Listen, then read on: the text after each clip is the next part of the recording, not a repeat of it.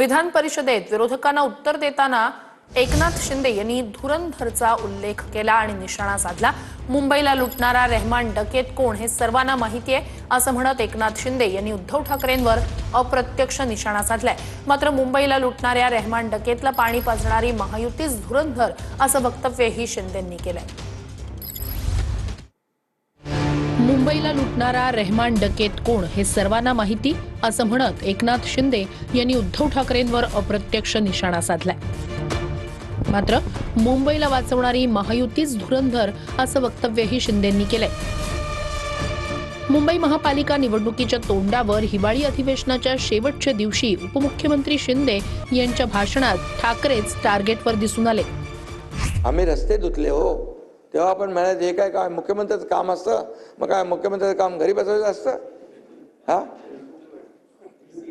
आणि आम्ही तर रस्ते धुतले, तिजोऱ्या नाही धुतल्या। बदला महाराष्ट्र का मंजर, हमारी सारी योजनाएं है गेम चेंजर। कारपोरेशन का इलेक्शन जीतकर, कारपोरेशन का इलेक्शन जीतकर हम ही होंगे असली धुरंधर। काही जणांनी तर म्हणजे 2 वाजेपर्यंत आम्ही सभागृह चालवलं, पण काही लोक तर 2 तास पण सभागृहामध्ये बसायची तसदी घेतली नाही। फक्त एकच विरोधी पक्षनेता, विरोधी पक्षनेता हे पूर्ण अधिवेशनामध्ये दुसरं काय विरोधी पक्ष नेत्याशिवाय नेत्यांनी आपल्या चर्चा केली नाही, ही दुर्दैवाची बाब आहे। उपमुख्यमंत्री पद घटनाबाह्य म्हणणाऱ्या उद्धव ठाकरेंवरही शिंदेंनी यावेळी पलटवार केला। न मैं गिरा न मेरे हौसले गिरे, न मैं गिरा न मेरे हौसले गिरे, पर मुझे गिराने में कुछ लोग कई बार गिरे। आमचा अजेंडा खुर्ची नाही आहे, आमचा अजेंडा काय सांगतो, ज्या लोकांनी आम्हाला खुर्चीत बसवलंय ना त्यांचे प्रश्न सोडवणे, त्यांच्या समस्या सोडवणे। सोन्याचा चमचा घेऊन जन्माला आम्ही आलो नाही, परंतु या महाराष्ट्रातल्या सर्वसामान्य लोकांच्या आयुष्यात सोन्याचे दिवस आणण्याचा प्रयत्न आम्ही करणार। मी मुख्यमंत्री व्हायच्या पूर्वी पण असाच होतो, मुख्यमंत्री झालो तरी असाच आहे। कर्ज माफी आम्ही करणार आणि करणार म्हणजे करणार, तुम्ही तुमच्या समोरच करणार। आणि त्यामुळे चिंता करू नका, किती काही हे केलं तरी लाडकी बहीण योजना कधी बंद होणार नाही। कोणी माईकाला आला तरी बंद नाही होणार। 2100 रुपये आम्ही बोललेलो आहे, ते देखील योग्य वेळी देणार। तर मुंबई महाराष्ट्रापासून तोडली जाईल अशी शंका आणू नये। मुंबई काल आज उद्या महाराष्ट्राचीच, चंद्रसूर्य असेपर्यंत मुंबई महाराष्ट्रातच राहणार असं आश्वासन मुख्यमंत्री फडणवीसांनी सभागृहात दिलं। तर मुंबई महाराष्ट्राचं हार्ट, कुणीही मुंबईला महाराष्ट्रापासून वेगळं करू शकत नाही असं म्हणत एकनाथ शिंदे यांच्याकडूनही साथ घालण्यात आली। महाराष्ट्र हे शक्तिशाली राज्य आहे। 2029 ते 2030 दरम्यान महाराष्ट्र ही देशातील पहिली $1 ट्रिलियन अर्थव्यवस्था असेल असा विश्वास मुख्यमंत्री फडणवीस यांनी हिवाळी अधिवेशनाच्या शेवटच्या दिवशी व्यक्त केला। आपल्या तिजोरीत खूप पैसे नसले तरी आज घडीला महाराष्ट्र हा सशक्त अर्थव्यवस्थेचे सर्व निकष पूर्ण करणाऱ्या देशातील मोजक्या राज्यांपैकी एक असल्याचं फडणवीस म्हणाले। मला विश्वास आहे की 2029-30च्या दरम्यान देशातली पहिली $1 ट्रिलियन इकॉनॉमी ही महाराष्ट्र असेल। त्या दृष्टीनं या ठिकाणी आपलं कार्य चाललंय। मी असं म्हणणार नाही की बाबा आपल्या तिजोरीत खूप पैसे आहेत, पण मी एवढं निश्चितपणे सांगू शकतो की देशाच्या मोठ्या राज्यांच्या अर्थव्यवस्थेचा विचार केला तर आजही सर्व निकषांवर पात्र होणारी अर्थव्यवस्था ही महाराष्ट्राची अर्थव्यवस्था। विकासाच्या मुद्द्यावर बोलताना मुख्यमंत्री फडणवीसांनी शेरोशायरी देखील केली। जितना पढ़ना था तुमको पढ़ चुका हूं मैं, अब और आगे बढ़ चुका हूं मैं। महाराष्ट्र आता थांबणार नाहीये, महाराष्ट्र आपल्याला पुढेच न्यायचं आहे। आणि म्हणून आपण बघा, आमचा प्रयत्न सकारात्मकतेने पुढे जाण्याचा आहे। 2035चा अमृत महोत्सवी महाराष्ट्र हा घडवण्याच्या दिशेने आपल्याला वाटचाल करायची आहे। आपण विरोधी पक्ष आहे, सत्तारूढ पक्ष आहे, हे जरी असलं तरी आपण सगळेच महाराष्ट्राच्या हिताचा विचार करणारे लोक आहोत। आणि म्हणून एकत्रितपणे महाराष्ट्राला पुढे नेण्याकरता काय करता येईल याचा विचार आपण केला पाहिजे. तर मुंबई महाराष्ट्रापासून तोडण्याबाबत बोलणाऱ्या विरोधकांना मुख्यमंत्री फडणवीसांनी उत्तर दिलं. कोणीही मनात शंका आणू नये की मुंबई महाराष्ट्रापासून वेगळी केली जाईल, मुंबई तोडली जाईल. कारण निवडणुका आल्या की अशा प्रकारची टीका होत असते. मुंबई कालही महाराष्ट्राची होती, आजही महाराष्ट्राची आहे. सीबीएसईने नवीन पुस्तकामध्ये या ठिकाणी छत्रपती शिवरायांचा आणि मराठा साम्राज्याचा 21 पानाचा इतिहास घेतलेला आहे.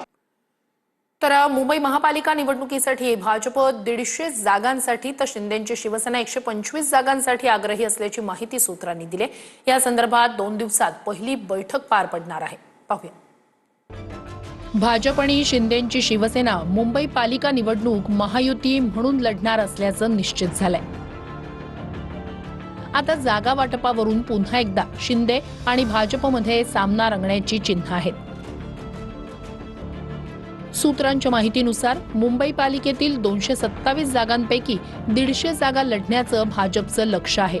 तर शिंदेची शिवसेना 125 जागांसाठी आग्रही आहे. मुंबईसाठी पुढील 2 दिवसात जागा वाटपासाठी पहिली बैठक पार पडणार आहे. भाजपकडून 4 तर शिवसेनेकडून 6 नेते वाटाघाटी करणार आहेत.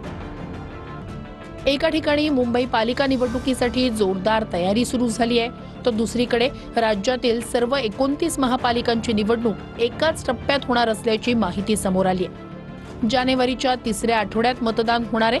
निवडणूक आयोग 15 डिसेंबर नंतर महापालिकांची निवडणूक जाहीर करणार असल्याची माहिती आहे.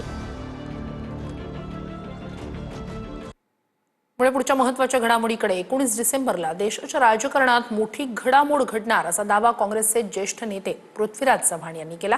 तर शिंदे पुन्हा मुख्यमंत्री होतील असं वक्तव्य प्रकाश आंबेडकर यांनी केलं.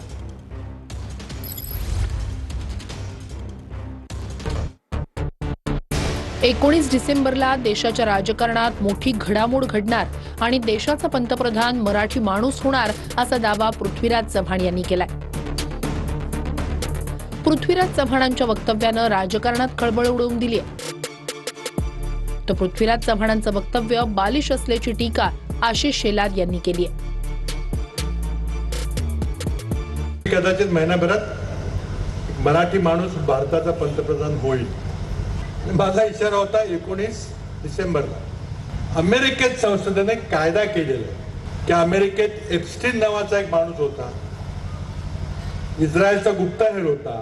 हिमल्यामध्ये बंगल्यामध्ये सगळे कॅमेरे ठेवून व्हिडिओ करून सगळ्या बड्या बड्या मोठ्या लोकांची छायाचित्रण केलेली आहे. ती सगळी छायाचित्रणं, ते सगळे फोटोग्राफ अमेरिकन संसद कायदा करून एका महिन्याच्या आत म्हणजे 19 डिसेंबरला जाहीर करणार आहे. ज्यांचं स्वतः कराडमध्ये राजकीय बूड स्थिर नाही, ज्यांना कराडमधल्या जनतेला आणि जनतेतनं कोणी विचारत नाही, त्याने देशाच्या राजकारणावर आणि पंतप्रधानावर बोलावं.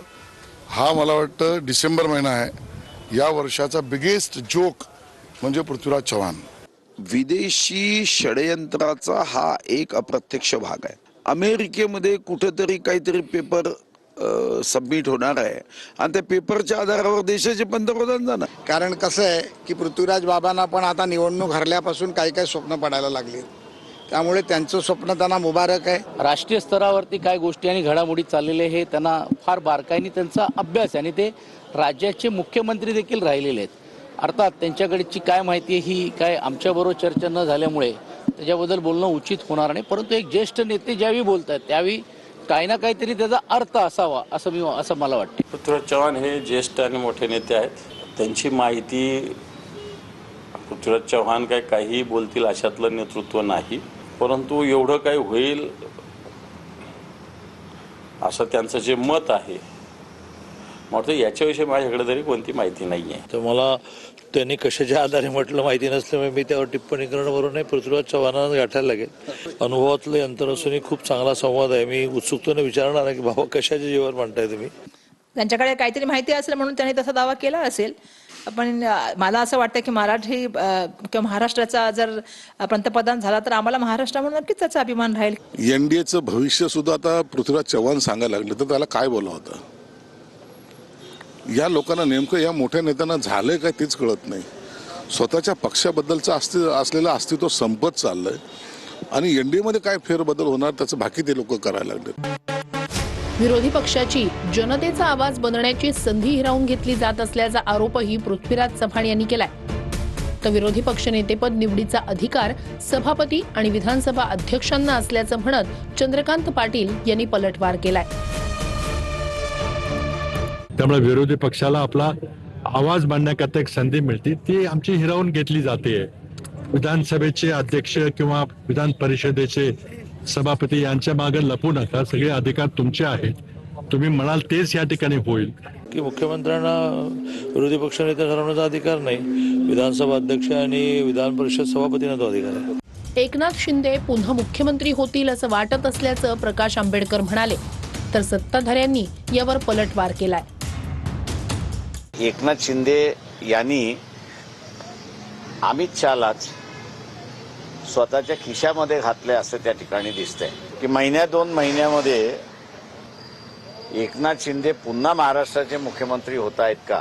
कोणाबद्दल बोलता हो? ज्याच्याकडे साधे नगरसेवक नाहीत, ज्याच्याकडे आमदार नाहीत, स्वतः निवडून येत नाहीत, त्यांनी मुख्यमंत्री कोण व्हावं याच्यावरती चर्चा करावी हास्यास्पद आहे. मुख्यमंत्री भाजपचाच असेल, दुसऱ्या पक्षाचा मुख्यमंत्री आता तरी शक्य वाटत नाही. अमित शहा यांना खिशात एकनाथ शिंदे घालणं कदापि शक्य नाही. अमित शहाच्या खिशामध्ये अशा अनेक एकनाथ शिंदे आहेत.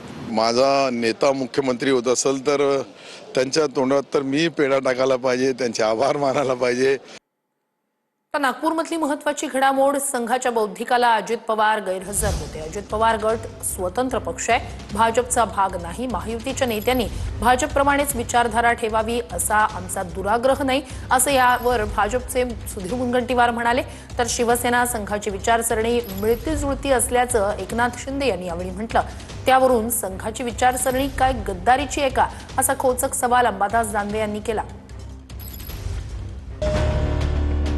राष्ट्रीय स्वयंसेवक संघाच्या बौद्धिक वर्गाकडे अजित पवारांच्या राष्ट्रवादीनं यावर्षीही पाठ फिरवली. संघाच्या बौद्धिकासाठी भाजप, शिंदेंची शिवसेना आणि अजित पवारांच्या राष्ट्रवादीलाही निमंत्रण देण्यात आलं होतं.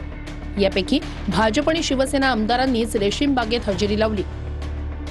भाजप शिवसेनेच्या नेत्यांनी हेडगेवारांच्या स्मृतीस्थळी जात अभिवादनही केलं. पण अजित पवारांसह त्यांचा एकही आमदार संघाच्या मुख्यालयाकडे फिरकला नाही. ते येणं न येणं हे त्यांच्या पक्षाच्या विचारधारेमध्ये त्यांना जे योग्य वाटतं त्याच्यावर ते निर्णय करतात आणि ही आवश्यकता नाही आहे की त्यांनी सुद्धा इथं यावंच असा आम्ही कधी दुराग्रह केला नाहीये. जरी तिथे गेले नसले तरी त्यांनी सपोर्ट तर केलेलाच आहे. त्यामुळे जरी तिथं प्रत्यक्षरित्या नसले तरी अप्रत्यक्ष त्यांचं मन कशी तिथे असेल. बघा, आमची लढाई जी आहे ना ती हीच आहे, मुळात समजून घ्यावं लागेल. आमची लढाई दीक्षाभूमी ते रेशीम बागेची लढाई आहे. आमची लढाई संविधानापासून मनुस्मृतीपर्यंतची लढाई आहे. दुसरीकडे एकनाथ शिंदे यांनी रेशीम बागेतल्या कार्यक्रमातून संघाचं कौतुक केलंय. शिवसेना आणि संघाची विचारसरणी मिळती जुळती आहे असं शिंदे म्हणाले. तर शिवसेना आणि संघ अशी विचारसरणी जी आहे ही आमची मिळती जुळती एकच आहे. इथं आल्यानंतर एक राष्ट्रप्रेमाची प्रेरणा मिळते, ऊर्जा मिळते आणि मग ते घेऊन पुढे लोकसेवेचं जनसेवेचं काम करायला बळ मिळतं. संघाची विचारसरणी काय गद्दारीची आहे? संघाची विचारसरणी काय 50 खोक्याची आहे? संघाची विचारसरणी काय संजय शिरसाट दळवीसारखे पैशाच्या नोटा जमा करण्याची आहे? आता हे संघाने सुद्धा म्हटलं पाहिजे की एकनाथ शिंदेची विचारसरणी आमच्यासारखी आहे. खरं सांगायला गेलं तर खरं तर असं कुठं विचारसरणीचा आणि एकनाथ शिंदेचा कुठंच संबंध येत नाही. त्याच्यामुळे हे म्हणणं हास्यास्पद आहे त्यांचं. आम्ही सर्व लोकांना बरोबर घेऊन एकत्रितपणे काम करण्याचा आमचा मानस आहे, म्हणून त्या पद्धतीने आज त्यांची ही